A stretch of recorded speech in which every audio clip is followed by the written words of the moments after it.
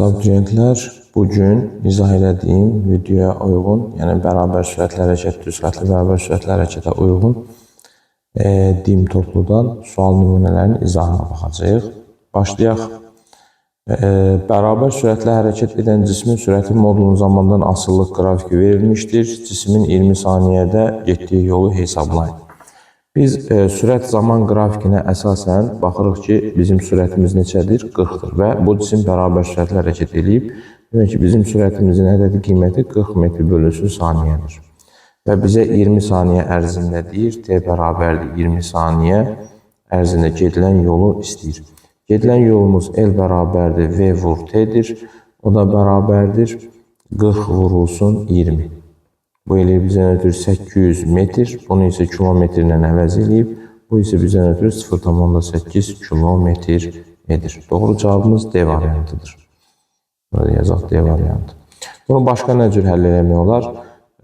Biz demişdik ki, fizikada belə bir qaydamız var. Əgər axtarılan kəmiyyət verilən kəmiyyətlərin hansı ilə təyin olunursa, qrafikin alt hissəsində qalan fiqurun sahəsi axtardığımız kəmiyyətdir. Yəni düzbucaqlıya baxsaq, düzbucaqlığın eni 40-dır, uzunluğu 20-dir. Daha doğrusu 20-40-dır. Onda biz gedilən yolu düzbucaqlığın sahəsi, yəni eni ilə uzunluğunun hasilinə təyin edə bilərik. Yəni yenə də 800 metr eləyər, o da 0,8 kilometr edir. Yəni sahə ilə də hesablaya bilərik. Bu birinci sualımız. Getdik növbəti sualımıza. 17. Bir düz xət üzrə hərəkət edən iki maddi nöqtənin koordinatın zamandan asılı qrafiklər verilmişdir. Müşahidəyə başlayan 3-cü saniyənin sonunda bu maddi nöqtələr arasındakı məsafəni hesablayın. Mən baxıram 3-cü saniyə, 3-cü saniyədə bu cisimlərin qrafikləri görüşmüşdür. XT qrafikində, yəni koordinatın zamandan asıllıq qrafikində qrafiklərin kəsişdiyi nöqtə cisimlərin görüş nöqtəsidir. Yəni, biz buna bir cismi, buna iki cismi desək, bizim x1'imiz də 25 koordinatındadır, x2'miz də 25 koordinatındadır. Yəni, baxmayaraq ki, bizim birinci cisimimiz sükunət vəziyyətindədir, ikinci cisimimiz də 3-cü saniyənin sonunda həmin koordinata gəlir. Artıq bu cisimlərin son koordinatları bərabər olduğu üçün bu cisimlər görüşür. Görüşən cisimlər arasındakı məsafə onların son koordinatlar arasındakı fərqdir. Onda bizim məsafəmiz 25 çıxılsın 25 eləyəcək 0 metr. Doğru cavabımız E variantıdır. Növbəti sualımız. Düz xətli bərabər sürətli hərəkətdə cismin hərəkət müddəti hansı ifadə ilə təyin olunur? Bərabər sürətli hərəkətdə cismin sürəti V bərabərdir S bölünsün T düsturundan hesablanır. T'ni tapmaq istəyiriksə S böl V düsturundan istifadə edəcək. Doğru cavabımız S böl V Y variantıdır. Sonra növbəti sualımız. Cismin koordinatın zamandan asılı qrafikinə əsasən onun sürətinin x ox üzərində proyeksiyasını hesablayın. Artıq bizə x-in T'dən asıllıq qrafiki verib x ox üzərindəki proyeksiya istəyirik. Artıq koordinat verildiyinə görə mən sürətin hansı düsturundan istifadə edərəm? X minus x0 bölünsün T düsturundan istifadə edərəm. Grafikə baxırıq. Bizim x0'ımız 5'dir. Son koordinatımız isə 20'dir. Və zamanımız da t bərabərdir 5 saniyədir. Onda sürətimizin proyeksiyası 20 çıx 5 böl 5. Yəni 15 bölünsün 5 eləyir 3 metr bölünsün saniyə. Doğru cavabımız B variantıdır. Növbəti nümunə sualımıza baxırıq. X oxu üzrə hərəkət edən və hərəkət tənliyi x bərabərdir 20 üstəgəlsin 6t şəklində verilmiş maddi nöqtənin 2 saniyədə yer dəyişməsini hesablayın. Deməli, bizə koordinatın tənliyi verilib 20 üstəgəlsin 6t. Mən bu tənlikdən tənliyimizin əsas variantını yazıram. x0 üstəgəlinsin vx-dir. Biz tənlikdən baxırıq ki, bizim x0'ımız 20'dir. Başlanğıc sürətimiz isə 6 metr bölünsün saniyədir. İndi biz burada məsələni iki cür yaza bilərik. Bizim yer dəyişməmizin düsturu sadəcə Vx-dir. Yəni 6 vurulsun T, o da 6 vurulsun zamanı 2 saniyə verib, eləyir 12 metr. Başqa necə tapa bilərik? Zamanın 2 qiymətin koordinatın düsturunda yazarıq. 20 üstəgəlsin 6 vurulsun 2, bu da eləyər 20 üstəgəlsin 12, eləyər 32 metr. Artıq biz son koordinat tapdıq, başlanğıc koordinatımız da 20'dir. Yer dəyişmə isə x minus x0'dır. Yəni 32 çıxılsın 20 eləyir 12 metr. Yəni hər iki haldan doğru cavabımız 12 metrdir. D variantıdır. Hər iki üsulla məsələni həll edə bilərsiniz. Getdik növbəti sualımıza. X oxu üzrə hərəkət edən cismin koordinatının zamandan asılı qrafiki verilmişdir. 1, 2 və 3 nöqtələrinə uyğun zaman anlarında cismin malik olduğu sürətin modulları arasında hansı münasibət doğrudur? Əvvəlcə sizə belə bir məsələni izah edeyim. Deməli, bizdən ötürü X-in T-dən asılılıq qrafikində başlanğıc koordinatı 0 qəbul eləsək, qarşıdakı katetimiz X-dir, bitişik katetimiz T-dir. Burada alfa bucağımız var. Həmən alfa bucağının tangensi X bölünsün T-dir və o tangens bizdən ötürü sürətdir. Demək ki, buradakı bucaq bizdən ötürü tangensi sürəti verir. Tangens alfa birinci rübdə bucaqla düz asılı, yəni bucağı böyük olanın tangensi böyükdür. Mən burada nə edəcəm qrafikimizdə? Bax, belə bir zaman oxuna paralel düz xətt çəkəcəm. Belə bir zaman oxu fikirləşin.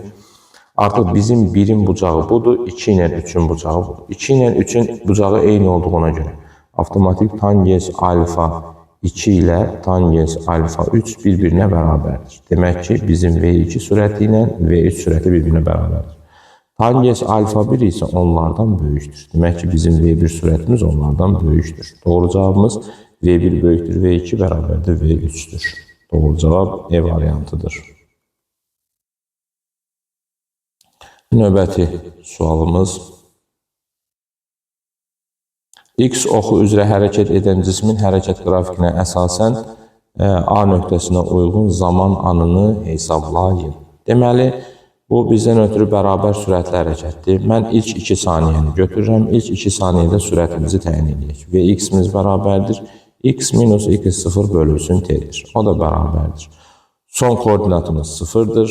Başlanğıc koordinatımız mənfi 20'dir. Yazıram 0 çıx mənfi 20 bölünsün. Zamanımız da 2'dir. Bərabərdir. 20 bölünsün 2. Sürəti tapdım. 10 metr bölünsün saniyə. Yəni cisim bərabər sürətlə hərəkət elədiyi üçün onun sürəti dəyişməyəcək. İndi gəlirik 2 ilə A arasındakı məsafəyə. Yəni bizim başlanğıc koordinatımızı, yəni TA zamanı tapmaq istəyirəm. TA zamanı məndən ötürü olacaq. X minus x0 bölünsün Vx. V'miz dəyişmir çünki bu düz xətli bərabər sürətli hərəkətdir. Bərabərdir. Yəni bu hissə üçün başlanğıc koordinatı 0 qəbul edəcəm, son koordinatı 10. 10 çıxılsın 0 bölünsün V'mizdən 10 idi. Cavabı tapdıq 1 saniyə.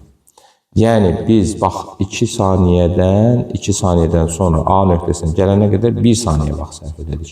2-nin də üzərinə 1 gəlsək, onda bizim T nöqtəsinə olan, yəni A nöqtəsinə uyğun zamanımız olacaq 3 saniyə. Doğru cavabımız A variantıdır.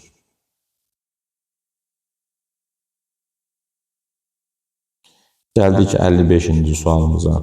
Deyir ki, cismin ABCD trayektoriyası üzrə hərəkət edir. Cismin getdiyi yol yer dəyişməsi modulundan neçə dəfə çoxdur. Yəni, gedilən yolun yer dəyişməyə nisbətini soruşur bizdən. Gəlin, gedilən yola baxaq. Gedilən yol bizim addımlarımızın sayıdır. AB məsafəmiz, yəni gedilən yolu mən bu şəkildə yazacağım. 5, üstə gəlinsin BC məsafəsini 76, üstə gəlinsin CD məsafəsini 73. Bu elə də bizdən ötürü 14 metr. Yer dəyişmə isə başlanğıc və sonu birləşdirən istiqamətlənmiş düz xətt parçasıdır. Yer dəyişməmiz budur. Artıq bu məsafəni tapmaqdan ötürü mən burada belə bir düzbucaqlı üçbucaq düzəldirəm.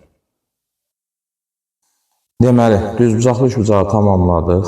Bax, bu aşağıdakı hissə bizdən ötürü 6 metrdir, bura isə 5 metrdir. Onda bizim bütöv bu hissəmizin məsafəsi olacaq 8 metr. Onda bizim yer dəyişməmiz üçün düzbucaqlı üçbucağın hipotenuzu kök altında 6'nın kvadratı üstə gəl 8'in kvadratı. Bu da eləyəcək kök altında 100, oradan da kök çıxacaq 10 metr. Yer dəyişməni tapdıq 10 metr. İndi bizə gedilən yolun yer dəyişməyə nisbətini soruşurdu. O da 14 bölünsün 10 eləyəcək 1,4. Doğru cavabımız 1,4'dür. Gəldik 57-ci suala. A nöqtəsindən B nöqtəsinə modulda sabit sürətlə hərəkət edən cismin trayektoriyası göstərilmişdir. Hansı qrafik bu cismin sürətinin y oxu üzrə proyeksiyası zamandan asıllığını ifadə edir. Bax, birinci bizə deyir ki, sabit sürətlə hərəkət eləmiş. Yəni, bizim sürətimiz konstantdır, yəni bərabər sürətlə hərəkətdir. Baxaq, əvvəlcə bura hər hansısa bir C nöqtəsi yazıram. AC hissəsində, AC məsafəsində cisim Y oxuna perpendikulyardır. Əgər vektor oxa perpendikulyardırsa, həmən vektorun Y oxu üzərindəki proyeksiyası sıfırdır. Yəni, belə deyək, bura bir Y0 desək, onda bizim VY-imiz AC hissəsi üçün belə olacaq. Y0 çıxılsın, Y0 bölünsün T. Bu da 0 bölünsün T eləyir 0. Yəni, sürətimizin Y oxu üzərindəki proyeksiyası əvvəlcə 0-dır. Sonra C-dən B-yə gəldikdə isə Y oxuna nəzərə alsaq, Y oxunu nəzərə alsaq,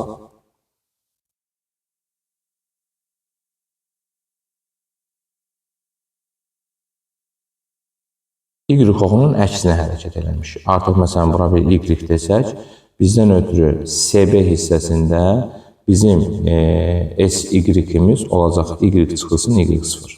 Bizim Y-imiz Y0-dan kiçik olduğuna görə bu nəticə mənfidir. Və CB hissəsindəki bizim sürətimiz və Y-imiz olacaq Y minus Y0 bölünsün T. Kəsirin sürəti mənfi olduğuna görə kəsirdən aldığımız nəticəmiz mənfidir. Yəni, indi gəlirik qrafikimizi qurmağa. VY-in T-dən asıllıq grafikini gəldikdə, əvvəlcə qrafikimizin birinci hissəsi VY oxunun proyeksiyamız 0-dır. Sonra isə Y oxunun əksinə bərabər sürətlə hərəkətdir. Doğru cavabımız olur C variantı. Növbəti sualımız, 59-cu sualımız. Deyir ki, X oxu üzrə hərəkət edən A, B və C cisimlərinin koordinat zamandan asılı qrafiklər verilmişdir. Hansı mülahizələr doğru deyil soruşur. Gəlin A cisminə baxaq. A cismi, bax, başlanğıc koordinat. Gəlin VA-dan başlayaq. VA bərabərdir.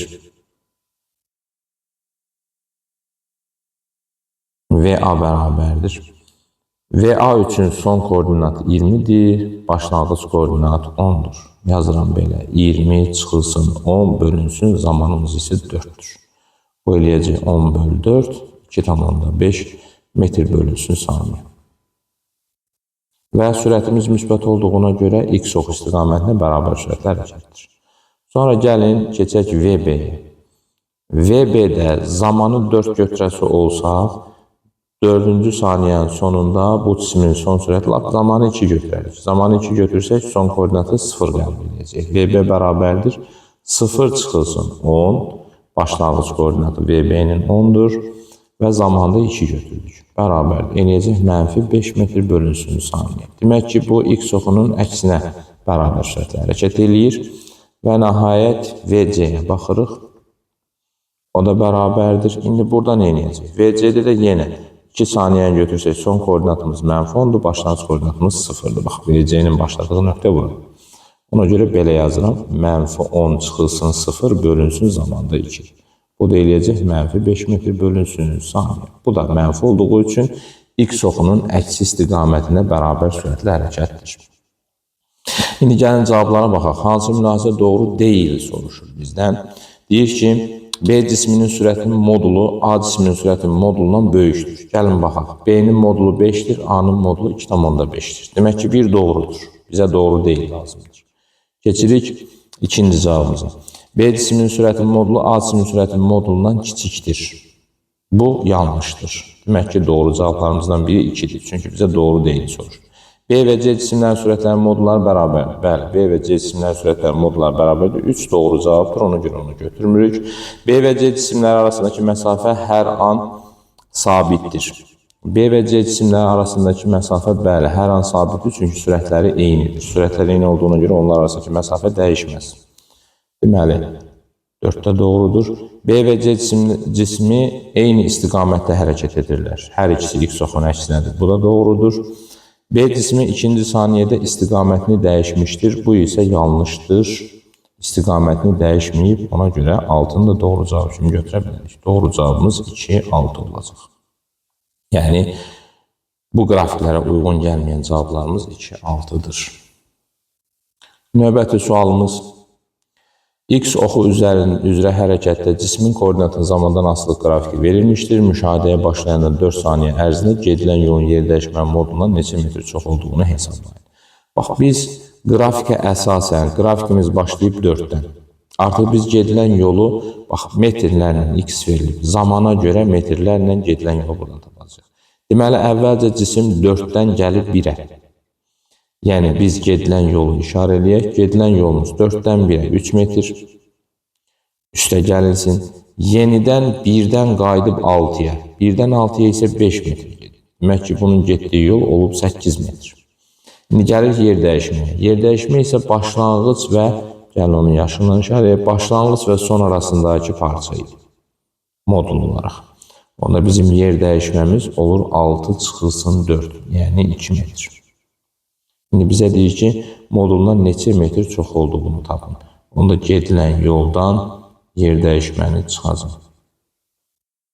Doğrusu S-i çıxacaq. O da bərabərdir 8 çıxılsın 2, o da eləyir 6 metr. Demək ki, bizim gedilən yolumuz yer dəyişmədən 6 metr çoxdur. Doğru cavabımız 6 metr. Bu qədər şagirdlər. Kanalımıza abunə olmağı unutmayın. Çalışdığım qədərini nümunə məsələlərdən yenə də göstərəcəm. Diqqətinizə görə təşəkkür edirəm.